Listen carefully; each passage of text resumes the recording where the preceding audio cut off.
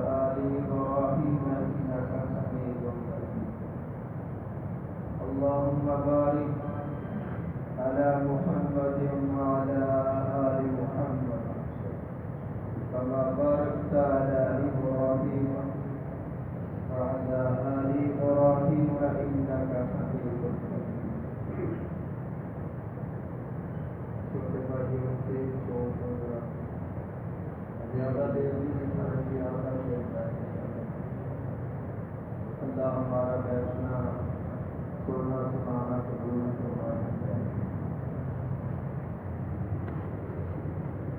اللہ رب العالمین ہم سب کو سورہ حجرات کے شروع میں اپنا ادب اور اپنے رسول علیہ السلام کا ادب فرماتے. لوگ ایک بات کو لے لیتے ہیں دوسری کو چھوڑ دیتے ہیں، اس لیے خرابیاں پیدا ہوتی ہیں. اور یہودی عیسائیوں کا طریقہ تھا، کچھ بات لے لیتے تھے کچھ چھوڑ دیتے تھے، اس لیے وہ برباد ہو گیا، تباہ ہو گیا. آج کلمہ پڑھنے والے بھی اس وقت آباد ہوں گے، کامیاب ہوں گے، جب ساری شریعت کی طرف اور ساری باتوں کی طرف توجہ کریں. اللہ پاک نے اپنا اور اپنے رسول علیہ السلام کا ادب سیکھا. کلمہ پڑھنے والوں نے اکثر ذات کا، نام کا ادب کیا، بات کا ادب کیا. تو اس لیے ادب مکمل نہیں. ادب مکمل اسی وقت ہوگا جب ذات کے ساتھ ساتھ بات کا بھی ادب کرے. نبی علیہ السلام نے دیکھا ایک آدمی چٹیل میدان میں قضائے حاجت کر رہا. جب وہ اس سے فارغ ہوا تو آپ نے فرمایا تو نے پردہ کیوں نہیں کیا؟ کہتا جی وہاں تو کوئی بھی نہیں تھا. آپ نے فرمایا کوئی بھی نہیں تھا، اللہ کی ذات زیادہ حق رکھتی ہے کہ تو اس سے شرم و حیا. تو کسی پتھر کی اوٹ میں بیٹھ جاتا، کسی درخت کے پیچھے بیٹھ جاتا، اللہ تو دیکھتے. نبی علیہ السلام اللہ کی ذات کا ادب سیکھا. مسلم شریف کے اندر نبی علیہ السلام مصلی پر تشریف لائے نماز پڑھانے کے لیے.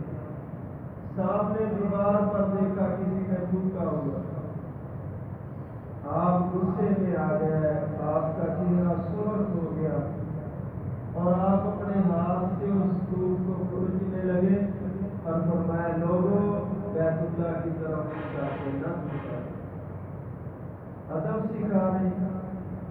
اور ایک آدمی نے احادیث کی کتابوں میں آتا ہے نبی علیہ السلام کے سامنے بیت اللہ کی طرف تھوکا. آپ اس پر ناراض ہوئے. وہ عرض کرتا ہے اللہ کے رسول آپ اس کا کفارہ بتا دیں. فرمایا اس کا کفارہ یہی ہے کہ تو ایسا لوگوں کو نماز نہ پڑھا. یہ نبی علیہ السلام اس آدمی کو فرمایا. نسائی شریف کی پہلی جلد کے اندر موجود ہے. کہ نبی علیہ السلام اس طرح لیٹتے تھے کہ آپ کا سر مبارک بیت اللہ کی طرف، یا اس انداز سے لیٹتے آرام کرنے کے لیے، یا آپ کا چہرہ انور بیت اللہ کی طرف ہوتا۔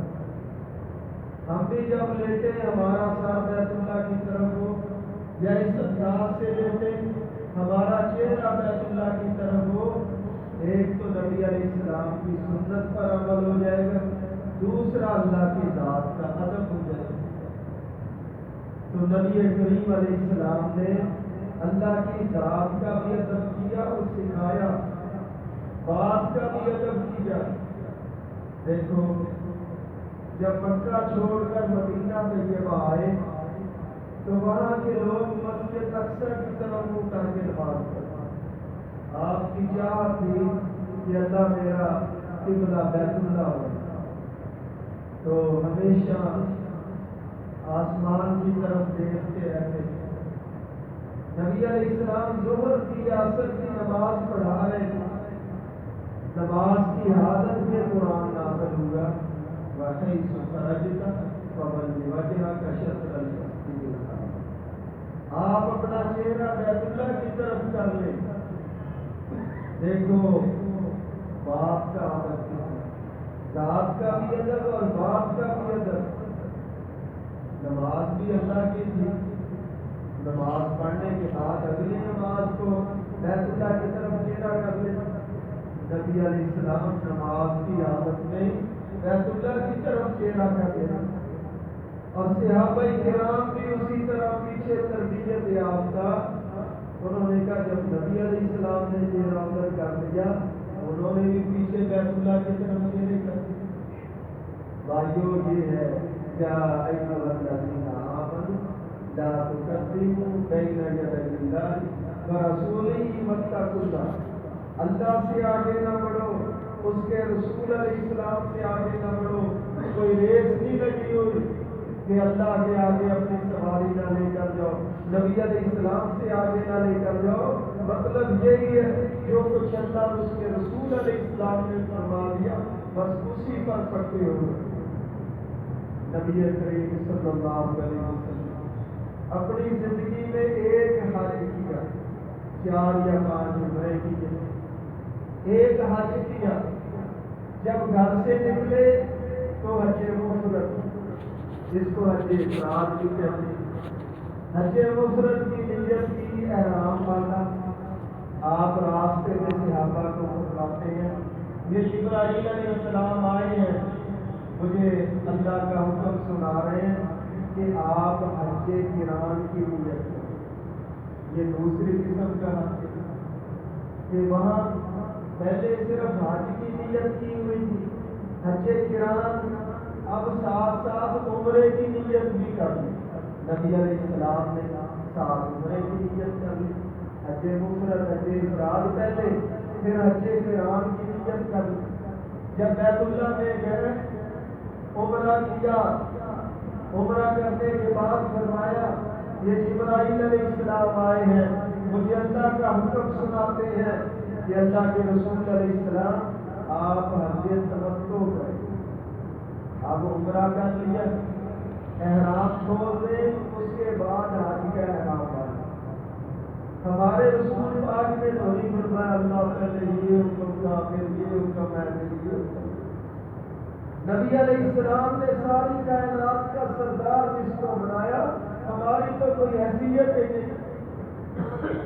دیکھو نا بندہ کہتے ہیں کہ ابھی یہاں میرے پاس بیٹھا تھا، اسی وقت پتا چلتا ہے کہ بندہ وہ بات کر رہا، بندے کی کیا حیثیت ہے۔ ادھر ہمارے پاس ایک چاک شہباز کی طرف ایک دوست تھا، اس کے والد کو پیچس لگے، موت ہو گئی۔ بندے کی کیا حیثیت ہے۔ نبی علیہ السلام جس کو اللہ نے ساری کائنات کا سردار بنایا، اس کو اللہ پاک حکم دے رہا ہے پہلے یہ حکم ہے پھر یہ حکم ہے، اور وہ مانتے جا رہے ہیں، اور ہم سب امتیوں کو سبق دے دیا۔ اللہ کی ذات کا ادب یہ ہے کہ جب حکم آئے تو اس کو فوری مانو۔ یہ نبی علیہ السلام ہم سب کو سبق دیتے ہیں۔ بھائیو ذات کا ادب کرتے ہو، نام کا ادب کرتے ہو، جب تک بات کا ادب نہیں کریں گے تو کامیابی نہیں، نہ دنیا میں نہ آخرت میں۔ نبی علیہ السلام اور صحابہ کرام طواف کر رہے ہیں، آپ نے طواف کرتے کرتے صحابہ کو روک لیا، فرمایا اتانی جبرائیل، یہ جبرائیل علیہ السلام آئے ہیں، مجھے اللہ کا حکم سناتے ہیں کہ ہم سب جو تلبیہ آہستہ پڑھ رہے ہیں، اللہ حکم دے رہے ہیں کہ اونچی تلبیہ پڑھو، لبیک اللہم لبیک لا شریک لک، ذات کا ادب کرتے کرتے ساتھ ساتھ بات کا ادب بھی کیا اور ہم سب کو بھی سکھایا۔ نبی صلی اللہ علیہ وسلم کے بارے میں بھی صحابہ کرام ذات کا بھی ادب کرتے تھے، بات کا بھی ادب کرتے تھے۔ جب آپ مکہ کو چھوڑ کر مدینہ طیبہ تشریف لائے تو اس وقت سارے صحابہ چاہتے تھے کہ نبی علیہ السلام ہمارے گھر میں مہمانی قبول کرے، ہمارے گھر میں رکے۔ پیغمبر علیہ السلام نے فرمایا میری سواری کو چھوڑ دو، جہاں پر اس کو اللہ کا حکم ہوگا اس کے دروازے کے سامنے بیٹھ جائے گی۔ تو کہاں بیٹھی؟ حضرت ابو ایوب انصاری رضی اللہ تعالیٰ عنہ کے دروازے کے سامنے۔ نبی علیہ السلام کے پیدا ہونے سے کچھ سال پہلے یا کافی سال پہلے شاہ عبد العزیز رحمۃ اللہ علیہ نے لکھا، ایک بادشاہ تھا یمن کا، بھائی توجہ والی بات، قرآن و حدیث ہے اس طرح سے، میں نے جو آدھا گھنٹہ کہا تھا تو آدھا گھنٹہ ہی بات کریں گے، 10 منٹ ہو گئے، 20 منٹ رہ گئے، سنیں گے کل جمعہ یا سونے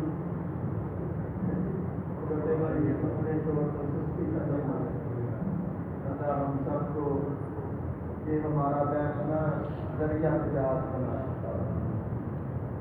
یمن کا بادشاہ تھا، اس کا بیٹا آیا یثرب میں شکار کھیلنے کے لیے،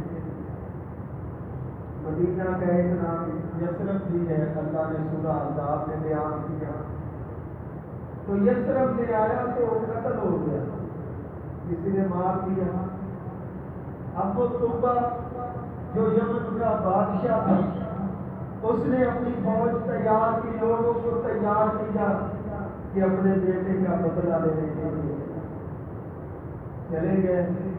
وہاں جا کر کچھ بندے بھی مارے، لڑائی بھی کی، اور مدینہ کے باہر وہ پڑاؤ ڈال کر بیٹھ گئے۔ شام ہوئی، یثرب والے لوگ نا ان کے لیے کھانا پکا کر لے گئے۔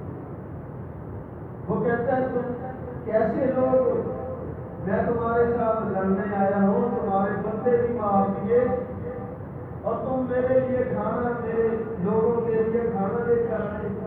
وہ کہنے لگے جی ہمارا یہ اصول ہے، جو بھی مہمان ہوتے ہیں اس کو کھانا کھلانا۔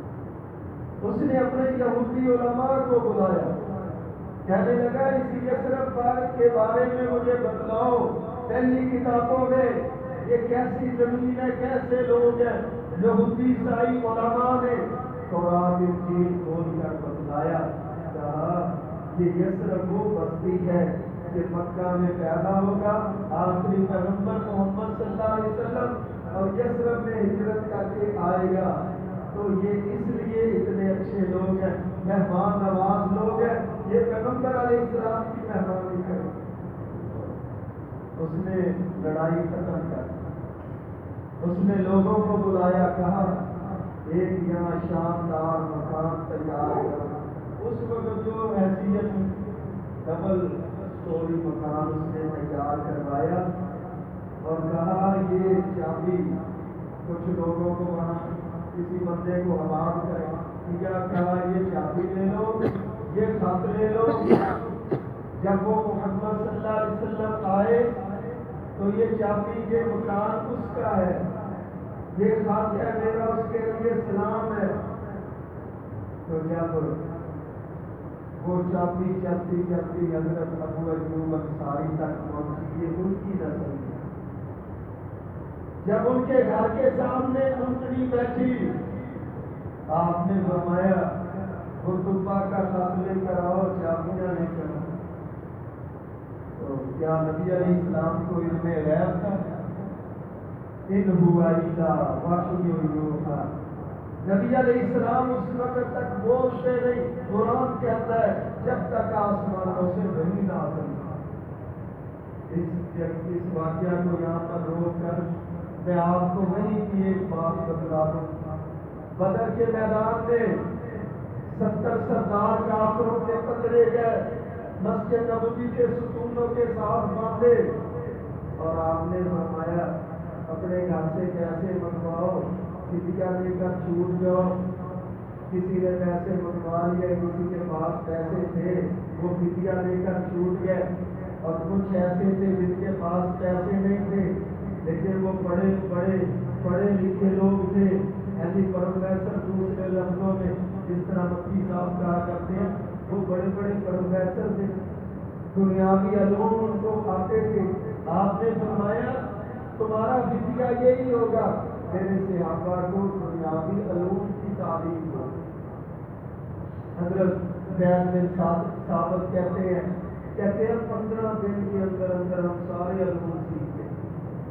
یہ دین اسلام ہے جس شریعت کو چھوڑ کر ہمیں یہ 2 سال ہو گیا کرونا کی نظر ہو گئی تعلیم ہمارے اسکولوں کالجوں کی، جو اس سے پہلے امتحانات ہوئے تھے تو اس وقت ہمارا ایک وزیر ہے بدھو، اس نے کہا مدرسوں کی وجہ سے ہم 50 سال پیچھے چلے گئے، اس طرح کی باتیں کی۔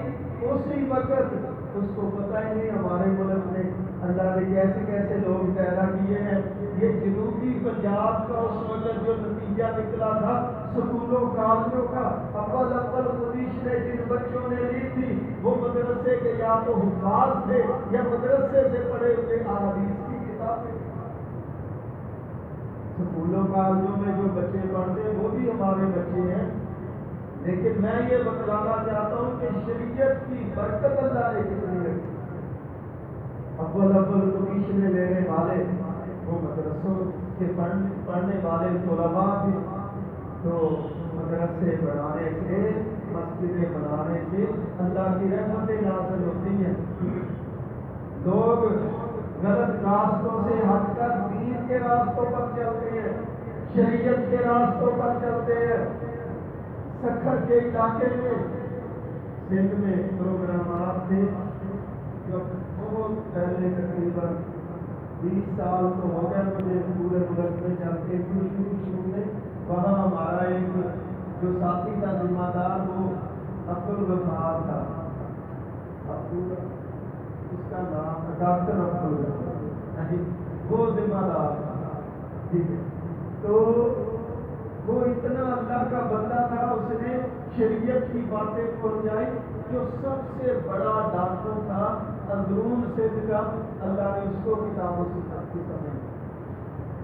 اور ایک رات نا مجھے اپنی گاڑی کے اندر لے کر جا رہا تھا لاڑ کھانے کی طرف، اور وہاں پر دیہاتی علاقے میں لے کر جا رہا تھا، راستے سنسان راستے، رات کو تو راستے میں گاڑی روکی گئی، گاڑی روکی تو پیچھے وہ بیتل لے کر کھڑے ہوئے، ادھر بیتل لے کر کھڑے ہوئے، ایک بندے نے گاڑی روکی تو ڈاکٹر صاحب نے کہا میں ڈاکٹر عبدالغفار ہوں، یعنی اچھا اگر تمہارے ساتھ چلے جاؤ، یعنی ڈاکٹر کہہ رہے ہیں چلے جاؤ۔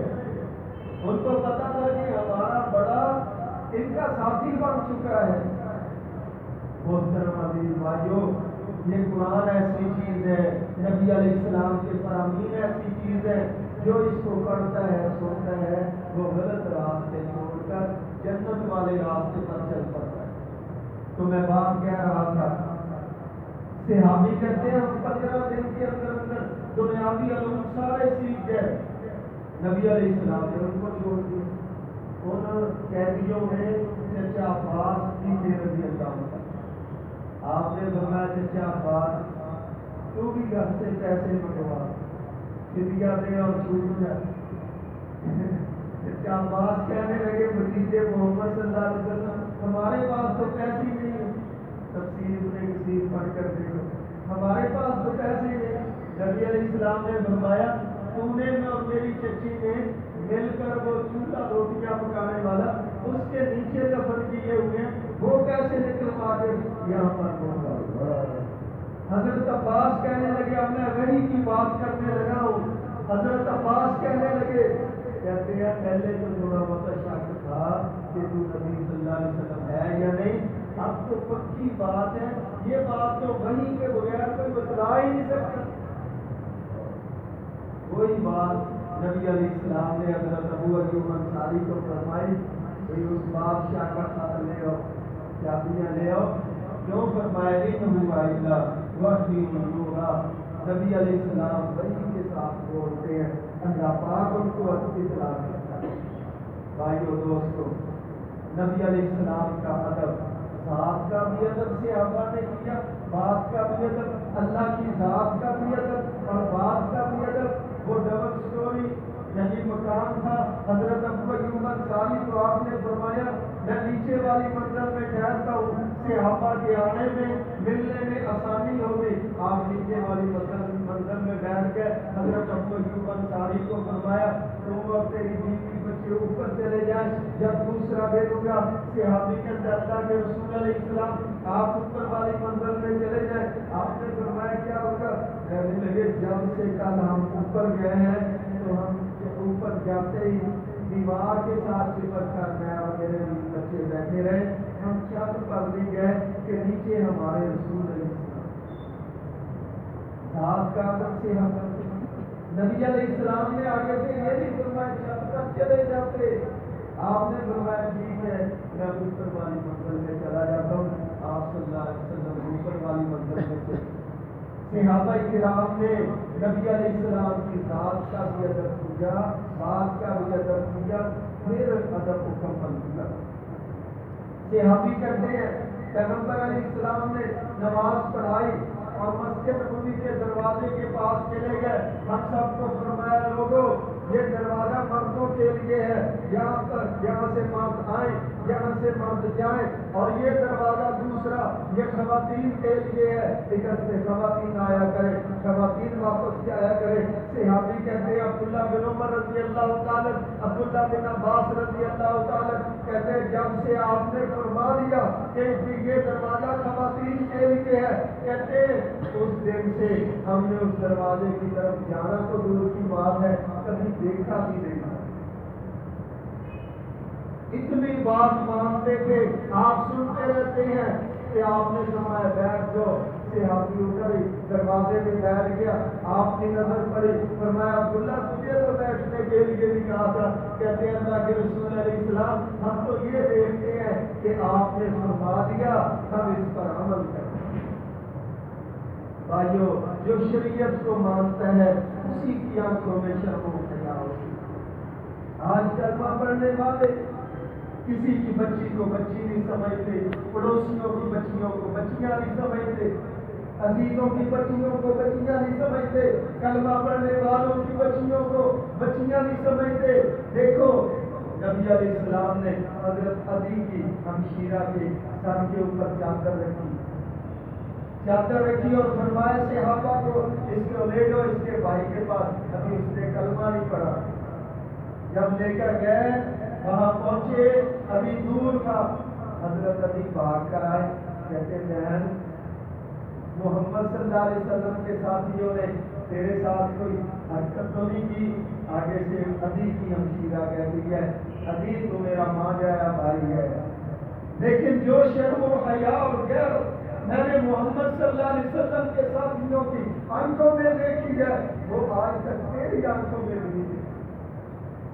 یہ جملے کہنے کی دیر تھی سیدنا علی کلمہ پڑھنے پر، یہ میرے پیغمبر علیہ السلام کے صحابہ، کشمیر کے آپ کے مجاہدین وہی بازی دہرا رہے ہیں۔ ہندو آرمی آ جاتی ہے، کشمیر والے اپنی بچی کے ساتھ یہ 4 پائی پڑی ہے، ادھر کہتے ہیں بیٹے ادھر لیٹ جائے، بچی کو کہتے ہیں بیٹے لیٹ جائے، تو آرمی آتی ہے کہتے ہیں کہ میرا داماد ہے لیکن کوئی ایسی ویسی حرکت آج تک کسی مجاہد کی کشمیر کے کسی نے سنی یا دیکھی؟ جو اللہ کی شریعت کو سمجھتے ہیں، اس کے مطابق عمل کرتے ہیں، اللہ پاک ہر میدان کے اندر اس کی مدد کرتا ہے۔ محترم عزیز بھائیو، یا ایھا الذین آمنوا لا تقدموا بین یدی اللہ ورسولہ واتقوا۔ گڈیاں لگانا آسان ہے، شور مچانا آسان ہے، جلوس نکال دو، فضول خرچیاں کرو۔ جو پیغمبر دنیا میں آیا بے وقوف بن کر، جس دن آپ کی ملاقات ہوئی اس دن بغیر والی یہ پتہ ہی نہیں ہے کہ پیغمبر علیہ السلام کس ڈیٹ کو پیدا ہوئے اور کس ڈیٹ کو دنیا چھوڑ کر چلے گئے۔ جس طرح دوسرے معاملات کا پتہ نہیں ہے، اسی طرح اس کے بارے میں پتہ نہیں۔ اللہ فرماتے ہیں قل ان کنتم تحبون اللہ فاتبعونی یحببکم اللہ۔ توجہ ہے بھائی، آپ فرما دیں اگر لوگوں کو چاہتے ہو اللہ تمہارے ساتھ محبت کرے پھر میرے پیغمبر علیہ السلام کی پیروی کرو۔ اس ایسے مبارکہ کو ہم سنتے ہیں، سناتے ہیں روایتی انداز میں۔ میں اس ایت کو سمجھانے کے لیے یہ مثال دیا کرتا ہوں۔ محمود غزنوی نے رحمۃ اللہ، ان کا ایک ساتھی کا ایاز رحمۃ اللہ، تو شیر بھی بنا ہوئے نا، ایک ہی سامنے کھڑے ہو گیا محمود کا ایاز، نہ کوئی بندہ رہا نہ کوئی بندہ رہا۔ تو جو وزیر تھے، مشیر تھے، ان کو بڑی جلن تھی۔ ایک دن غزنوی رحمۃ اللہ علیہ کو کہنے لگے آپ ایاز سے اتنا پیار کیوں کرتے ہیں؟ ہم بھی تو وزیر ہیں، ہم بھی تو مشیر ہیں۔ غزنوی رحمۃ اللہ علیہ نے فرمایا چلو ابھی میں تمہیں دکھاتا ہوں۔ ایک قیمتی ہیرا منگوایا بیت المال سے، اس کو رکھ دیا، ساتھ ایک ہتھوڑا رکھ دیا۔ ایک وزیر کو کہا ہتھوڑا اٹھاؤ، اس ہیرے کو توڑ۔ تو وہ کہنے لگا جناب یہ تو بڑا قیمتی ہیرا ہے، آپ اس کو نہ کروائیں۔ غزنوی رحمۃ اللہ علیہ کہتے ہیں ایک طرف ہو گئے، دوسرے سے کہا، اس نے آ کر کہا جناب اتنا خزانے کا نقصان ہو جائے گا، آپ اس ہیرے کو نہ کروائیں۔ تو بھی ایک طرف ہو جائے۔ تیسرے وزیر کو کہا، اس نے بھی کہا جناب یہ تو یہاں سے ملتا ہی نہیں، پتہ نہیں کہاں سے منگوایا، کہاں سے ملتا ہے، تو آپ اس کو کیوں بنوائے؟ تو بھی ایک طرف ہو جائے۔ محمود غزنوی رحمۃ اللہ علیہ فرماتے ہیں ایاز کہا، ایاز آیا، کہا ایاز اس ہیرے کو توڑ دو۔ ایاز نے نہ ادھر دیکھا نہ ادھر دیکھا، ہتھوڑا پکڑا، ہیرے کو ریزا ریزا کر۔ غزنوی رحمۃ اللہ علیہ کہتے ہیں یہی فرق ہے تمہارے اندر اور ایاز کے۔ میں تمہیں حکم دیتا ہوں تو تمہیں مجھے وہاں نقصان بتاتے ہو، تم آگے سے باتیں سناتے ہو۔ ایاز کو حکم دیتا ہوں، نہ نفع دیکھتا ہے نہ نقصان دیکھتا ہے، اور ہی وہ کام کرتا ہے۔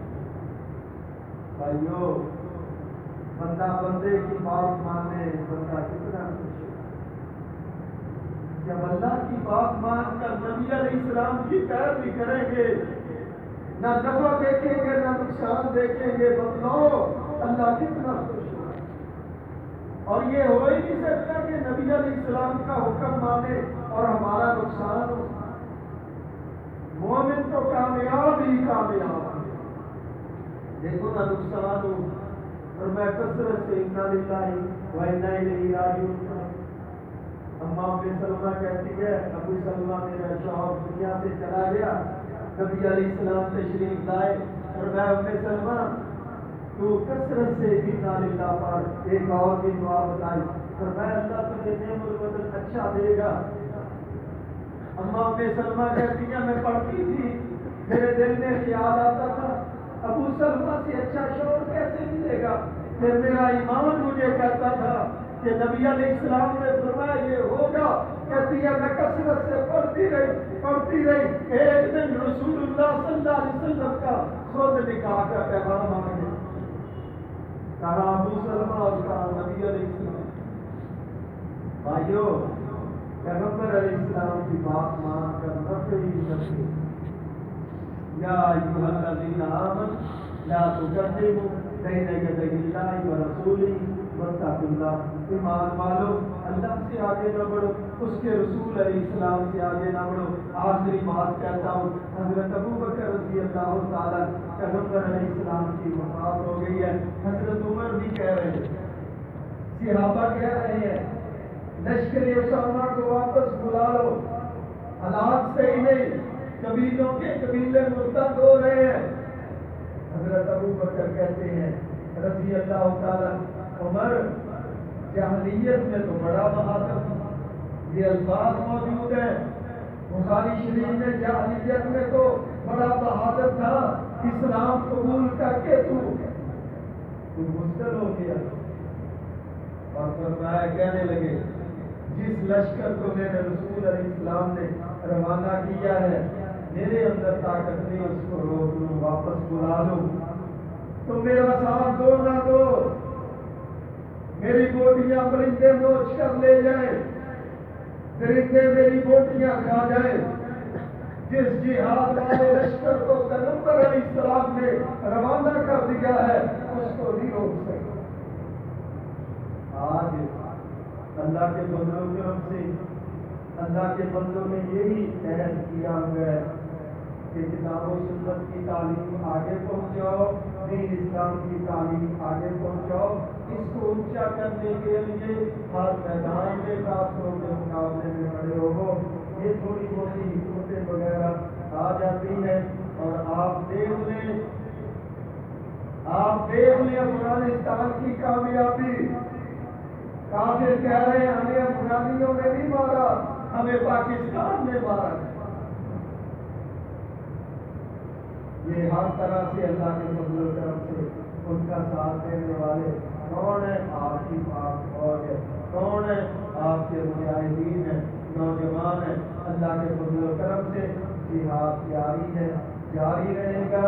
اللہ کا دین اونچا ہے، اونچا رہے گا، کافر مٹیں گے اور مٹ رہے ہیں اور مٹیں گے انشاءاللہ۔ دیکھو نا، یہی ایک جرت والا پیغام ہے جس سے کافر سیدھا ہوتا ہے۔ میں ایک جگہ بیٹھا ہوا تھا، بہت بڑا عہدیدار بندہ ہماری حکومت کا بیٹھا تھا، کہنے لگے جرمنی نا بات ہی نہیں سن رہے، تو وہ جی نکال، ہم تمہیں لسٹ سے نہیں نکالیں گے، یہ کر دیں گے، وہ کر دیں گے۔ تو ان کا جہاد آیا، ہمارے وزیر اعظم نے کہا اس کا جہاد، اس کا اتر نہیں دینا، واپس جائے۔ تھوڑا سا جرت کا مظاہرہ کیا، ان کا جہاد اترنے نہیں دینا، واپس جائے۔ جب جہاد واپس گیا